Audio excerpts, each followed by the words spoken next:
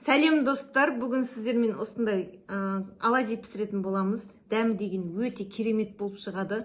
Міндетті түрде жасап көріңіздер, балдарыңызды сүйсініп жейтін болады. Ең несі бұл жылдам дайын болады. 10 минутта пісіріп балдарыңызға берсеңіз болады. Міне ортасын бөліп көрсетейін сіздерге. Өте керемет болып шығады. Мінекей жұп-жұмсақ, арасы піскен, әдемі болып шығады. Міндетті түрде жасап көріңіздер.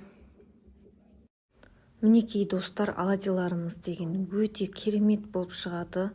Майсыз, майлы деп балаларымызға көп шектеу жасаймыз ғой. Мынау майсыз оладьимыз. Бізге 3 жұмыртқа қажет болады. 100 грамм қант саламыз. Және де жарты шай қасық тұзымыз салып, әбден араластырып алатын боламыз. Соған бөлме температурасында тұрған бір кружка толық сүтімізді құятын боламыз. Және де ұнымызды жаймендеп осылай салып отыратын боламыз. 220-210 грамм ұн қажет болады бізге. Осылайша 10 грамм разрыхитель сал жеретін боламыз. Дәмі өте керемет болып шығады. Мінекей осындай қоюлықта болу қажет. Сол кезде оладьиларымыз көтеріліп әдемі болып шығады. Мінекей осылай тапамызды шамалап шөткімен майлап жібереміз. Шамалап қана осылайша оладьиларымызды құйып пісіріп алатын боламыз.